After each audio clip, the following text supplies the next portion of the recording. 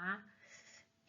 Bueno, hoy en esta charla vamos a ver todo lo que es el sistema nervioso, anatomía, fisiología y la semiología. Bueno, con respecto a la anatomía del sistema nervioso, es un conjunto de elementos relacionados con la recepción de los estímulos, la transmisión de estos impulsos nerviosos y la activación de los mecanismos de los músculos. Se divide en partes principales, sistema nervioso central, en el que tenemos el encéfalo, cerebro, tálamo, hipotálamo, tronco encefálico, que forma parte del mesencéfalo, la protuberancia y el bulbo, cerebelo y médula espinal. Eso es como sistema nervioso central. Y después el sistema nervioso periférico es el sistema nervioso somático y autónomo. Bueno, acá vemos las características del cerebro y en el córtex sagital vemos lo que es el cerebro, el tronco encefálico que corresponde a la protuberancia, al bulbo y al mesencéfalo y al cerebelo. Bueno, cuando hablamos de las meninges, hablamos de las membranas que envuelven por completo el neuroeje. De afuera hacia adentro se denominan dura madre, aracnoides y pía madre. La dura madre es dura, fibrosa y brillante, envuelve por completo el neuroeje desde la bóveda del cráneo hasta el conducto sacro. La aracnoides de las tres es la que está en el medio, ¿sí? Su nombre significa similar a una araña en griego, porque tiene esta apariencia de telaraña y es una membrana transparente que cubre el encéfalo laxamente, ¿sí? La pía madre es una membrana delgada adherida al neuroeje que contiene gran cantidad de pequeños vasos sanguíneos y linfáticos y está unida íntimamente a la superficie cerebral, como lo vemos en las imágenes. Entre la aracnoides y la pía madre se encuentra el espacio subaracnoideo que contiene líquido cefalorraquídeo. Bueno, el líquido cefalorraquídeo se forma principalmente en los plexos coroideos, que son estructuras especializadas que se proyectan dentro de las cavidades ventriculares. Es un líquido de apariencia acuosa, se le dice cristal de roca, que rodea el encéfalo y la médula espinal y circula en el interior de los ventrículos. Su función es proteger al sistema nervioso central y también actúa como mecanismo destinatario a la depuración y sirve también como transportador intracerebral de sustancias activas. Bueno, tenemos los pares craneales, son 12 pares simétricos entre sí, emergen a través de los orificios de la base del cráneo y se distribuyen a lo largo de las diferentes estructuras de la cabeza y el cuello. Tenemos el primer par, el nervio olfatorio, que va a inervar para la sensación de olfato. El óptico, que va a tener que ver con la visión. El tercer par es el movimiento ocular, y también con la contracción de la pupila, cuando estimulamos las pupilas. El cuarto, el movimiento ocular también. El sexto, también el movimiento ocular, pero para la parte externa. El trigémino va a tener la sensibilidad facial y la masticación. Trigémino porque tiene 3 ramas.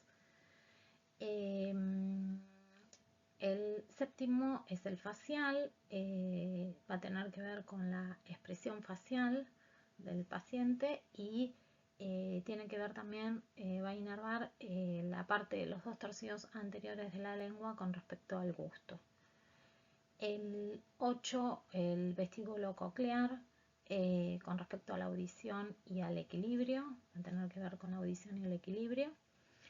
El glosofaringio, el gusto del tercio posterior de la lengua, y con respecto también a la deglución, glosofaringio, gloso viene de lengua, por eso tiene que ver con la parte del gusto de la región posterior de la lengua y con la deglución de la parte faringea. El vago, con respecto a la deglución, el nervio, el espinal, el 11, va a estar inervando el esternocleidomastoide, entonces va a tener, que ver con el movimiento de la cabeza y los hombros, y el hipogloso es motor de la lengua. Bueno, como sistema nervioso periférico también tenemos el sistema nervioso autónomo o vegetativo o involuntario, donde participa el sistema simpático y parasimpático. Ahora en lo sucesivo vamos a ver cómo se correlaciona. Bueno, acá tenemos el sistema parasimpático y simpático. El parasimpático va a contraer las pupilas, va a estimular la salivación, va a estimular la actividad digestiva, a estimular la vesícula biliar, va a contraer la vejiga, relajación del recto, va a haber una reducción en el latido cardíaco, una contracción en los bronquios, porque en este momento el parasimpático va a estar actuando más que nada en un momento, por ejemplo, postprandial, donde va a estar dirigido esto a la digestión del paciente. Mientras que en el sistema simpático va a estar en alerta, va a haber una dilatación de la pupila, va a haber una inhibición de la saliva, relajación de los bronquios, hay un aumento de la aceleración, del impulso cardíaco, ¿está bien? Porque hay una secreción de adrenalina, se inhibe toda la digestión y toda la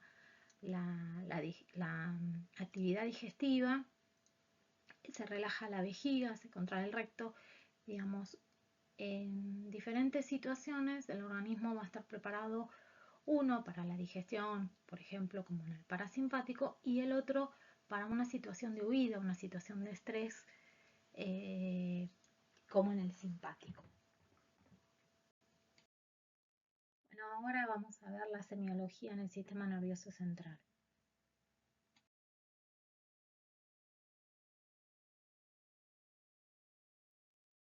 Bien, una de las primeras cosas que uno debe abordar al paciente es explorar el estado de la conciencia, si el paciente está alerta, si el paciente responde frente a estímulos verbales, a estímulos dolorosos, o si no responde y está inconsciente. Estas son maniobras de estimulación frente al dolor para ver si el paciente responde a ciertas estimulaciones de dolor. Estas son otras técnicas también como para hacer una estimulación y ver la respuesta del paciente frente al dolor.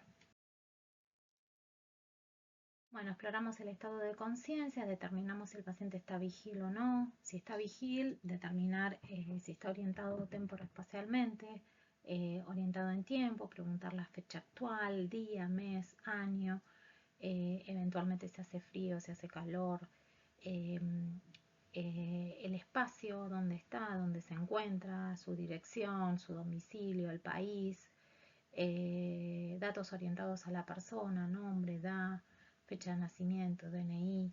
Si no tenemos cómo corroborar datos del paciente, podemos también hacer preguntas de índole de conocimiento público, con respecto a jugadores de fútbol, presidentes, artistas, digamos, datos que podamos corroborar que son ciertos. Bueno, sí, en la evaluación del paciente, el paciente está en coma, debemos ver parientes, amigos, gente bueno, que vivenció el estado del paciente, para poder tener algunos datos si fue un cuadro abrupto, gradual, si hubo quejas, residentes de cefalea, depresión, debilidad focal, vértigo, enfermedades como diabetes, historias psiquiátricas, acceso a drogas, digamos, todo lo que nos pueda ayudar a poder llegar a arribar al diagnóstico. Bueno, acá tenemos la evaluación de la escala de Glasgow, que va a estar, se va a puntuar con respecto a la respuesta ocular, la respuesta verbal y la respuesta motora. La ocular va a tener máximo 4, la verbal 5 y la motora 6, con un total de 15 en 15 en un paciente que tiene un Glasgow normal. Bueno, esta es la evaluación del paciente en coma, el patrón respiratorio, qué tipo de patrón respiratorio va a tener el paciente que estemos evaluando, y esto nos va a servir también para ver la localización del daño cerebral. Bueno, otra de las cosas importantes que tenemos que evaluar en un paciente, la parte neurológica, son las pupilas. Isocóricas es que son las dos iguales. Anisocóricas, iso es igual. Anisocóricas que no son que son diferentes. Miosis, que están contraídas, y midriasis, que están dilatadas.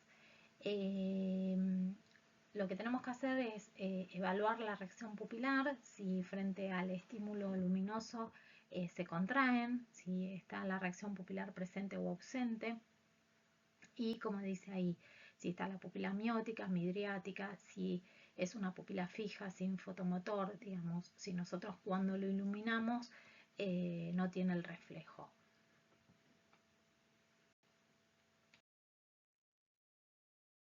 Acá tenemos la rigidez de la descerebración, las mandíbulas están apretadas y el cuello extendido, las extremidades superiores están en aducción y extendidas con rigidez de los codos, con los antebrazos en pronación y las muñecas y los dedos en flexión. Las extremidades inferiores están extendidas rígidamente a nivel de las rodillas con los pies en flexión plantar. Esta es la postura que vemos en un paciente con descerebración. En el paciente con decorticación, las extremidades superiores se mantienen apretadas a los lados, con los codos, muñecas y dedos flexionados. Las extremidades inferiores están extendidas y con rotación interna. Los pies están en flexión plantar. Bueno, con la inspección facial vamos a ver en un principio si tiene simetría en la parte estática. Después se le hace realizar al paciente ciertos movimientos como mostrar los dientes, sonreír, levantar la frente, levantar las cejas, tratar de silbar, diferentes acciones como para poder ver si hay alguna asimetría facial. Con respecto a la expresión, por ejemplo, en los pacientes parkinsonianos, no tienen expresión facial, se le dice cara de póker porque no tiene eh, la expresión emocional, entonces, bueno, son característicos. Puede haber expresiones de miastenia gravis, puede haber regiones faciales que nos estén alertando de alguna patología como un hipotiroidismo. Digamos, en la región facial podemos ver ciertas características que no solo tengan que ver con neurología. Bueno, con respecto a los movimientos activos, tenemos que ver en principio si el paciente se desplaza activamente, o ver si tiene una parálisis. ¿Sí? Parálisis o plejía significa que tiene pérdida del movimiento voluntario. ¿Está bien?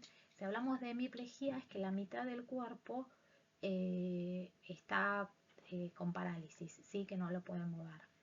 Paraplegia en los dos miembros inferiores que no puede movilizar. Y hemiplegia es la mitad del cuerpo, que generalmente es facio por la cara, braquio el brazo, crural el miembro inferior.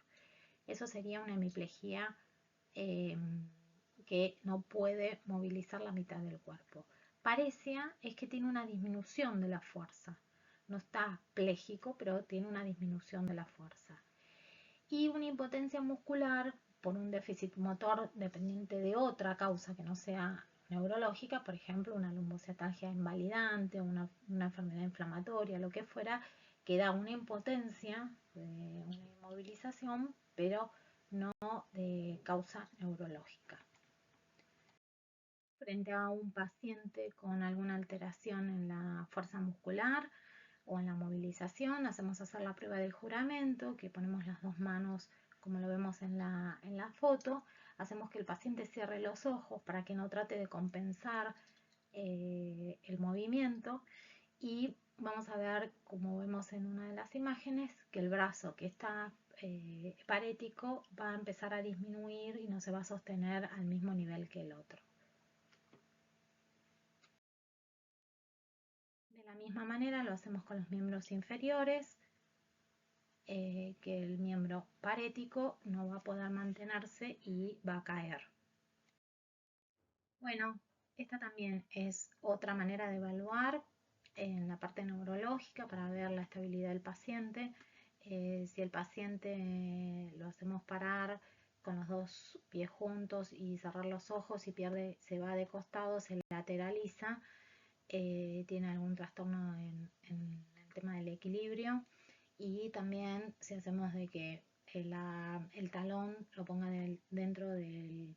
por delante de la punta de los pies, también puede llegar a tener una pérdida de estabilidad, que se puede ir como para adelante o para atrás. Con respecto a la sensibilidad, la podemos evaluar mediante algodón, mediante algo punzante, obviamente que no lastime, pero que bueno, para ver si siente los dos puntos, si siente uno, a cuánto lo siente, si siente que le tocamos o siente que le pincha, digamos, todas son evaluaciones para ver la sensibilidad.